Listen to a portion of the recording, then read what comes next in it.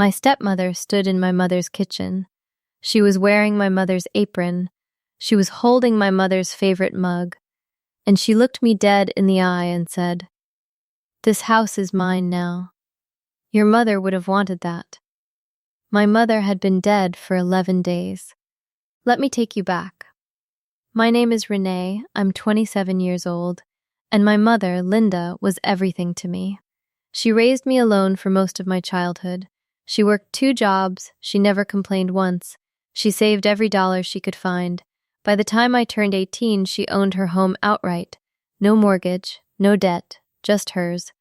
A small, beautiful house in a quiet suburb, worth about $400,000 by the time she passed.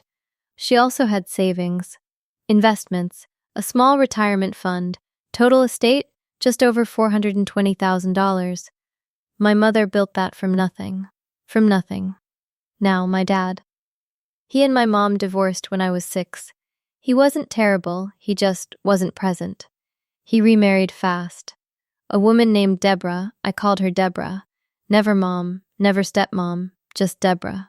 She was polite to my face, but I always felt something cold behind her eyes, like she was calculating. Always calculating. My dad and Deborah had 2 kids together, my half-siblings, Jake and Mia. I love them. They had nothing to do with what happened. Now here's what you need to know. My mom never remarried. She dated a little.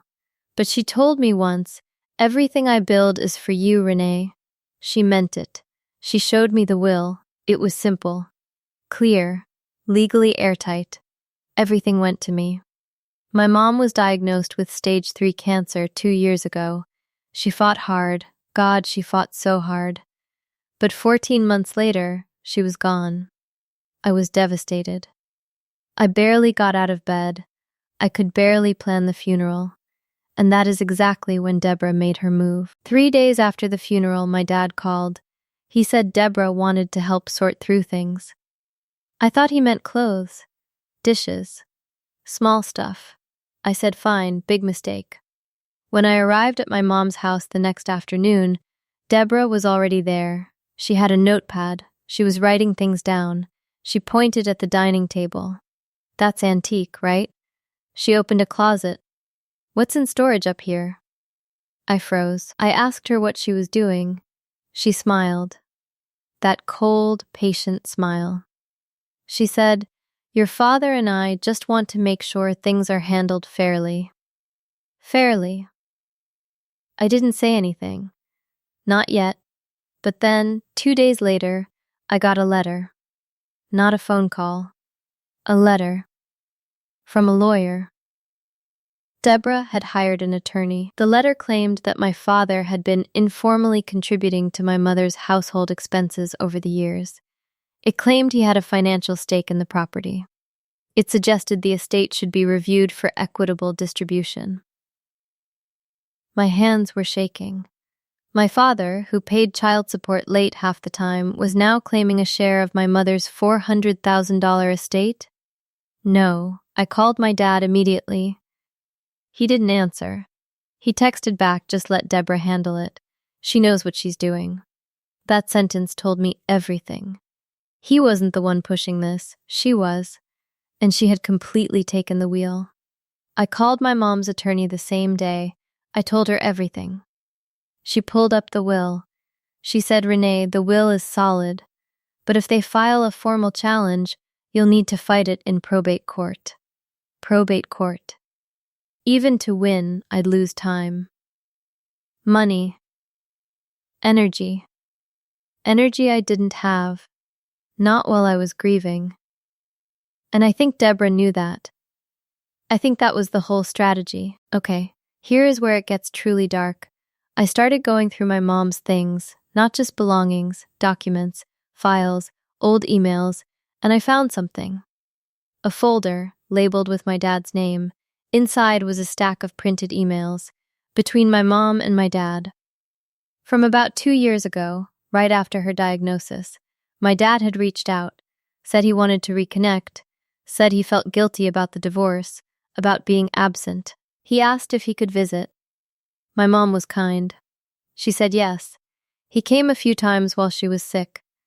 I was there for some of those visits. I thought it was closure, healing. But those emails showed something else. In one email, my dad wrote, "Deborah thinks we should discuss the house before things get complicated." My mom wrote back, "There is nothing to discuss, David. Everything is arranged." He replied, "She just wants to make sure the family is considered." And my mom's final email in that thread? "I know what Deborah wants."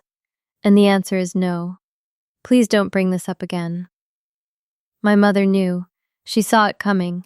She saw Deborah's plan from a mile away.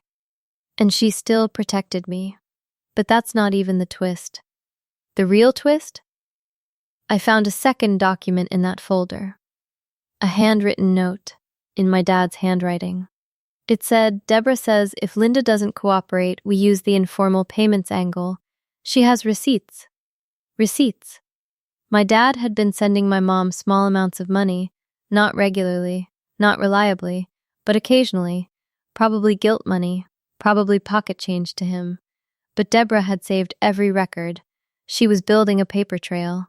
For years, while my mom was alive, this wasn't impulsive. This was a long game. She had been planning to claim a piece of my mother's estate before my mother even died. I drove to my dad's house. I didn't call ahead. Deborah answered the door. She smiled. "Renee, we were hoping you'd come by." I held up the folder. She looked at it. The smile didn't move. I said, "I found the emails. I found the note in Dad's handwriting. I know what you've been planning."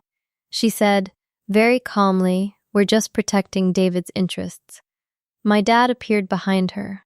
He looked exhausted, guilty, small. I looked at him and said, "Did you know she was doing this while Mom was sick? While you were sitting at her bedside pretending to make peace?" He didn't answer. Deborah cut in. "The payments are documented. A judge will consider."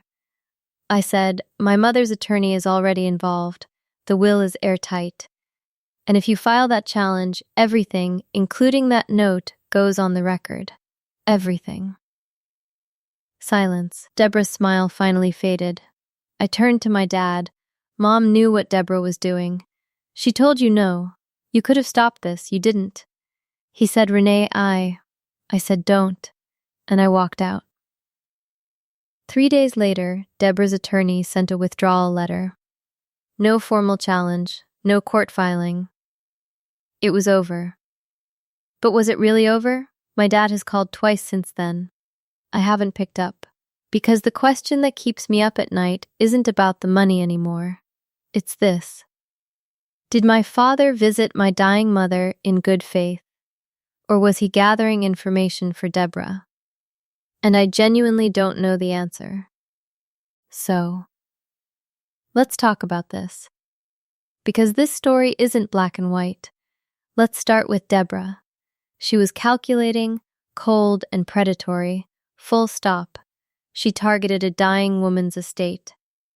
That is not debatable. She used a grieving daughter's vulnerable moment to make a legal threat. She built a paper trail on a woman who had done nothing wrong. There is no version of this where Deborah looks good. But what about David, Renee's father? He's more complicated, isn't he? Maybe he was a weak man dominated by a ruthless wife. Maybe he genuinely felt guilty and Deborah hijacked his good intentions. Maybe he had no idea how far she was taking it. Or maybe he knew exactly what was happening. Maybe he walked into that sick room to scope out the estate. Maybe he handed Deborah the information she needed. The note in his handwriting makes it very hard to give him the benefit of the doubt. And then there's Renee. She found the documents. She confronted them. She protected her mother's legacy. She held the line. Was she right to cut her father off? That's the question. He is still her father. He did show up during her mother's illness, even if his motives were murky.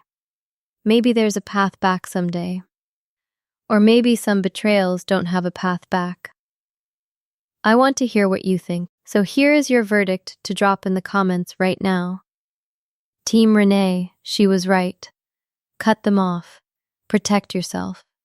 Team forgive David. The dad was weak, not evil. Give him a chance. Team full scorched earth. Sue Deborah. Expose everything. No mercy. I want to see every single one of those verdicts below. This community delivers the most honest, fire takes on the internet, and I am here for it every single time. Now before you go, did this story make your blood boil? Did it make you question who you trust in your own life? Then you need to hit subscribe right now. Because every single week, Confession Verdict brings you stories that make you think, make you feel, and make you question everything. Real stories, real betrayal, real drama, and real verdicts from people like you. Hit the like button if Deborah is the villain of the century. Hit subscribe so you never miss a verdict. And drop your verdict below, right now. We read every single comment. Because on this channel, your verdict matters. See you in the next confession.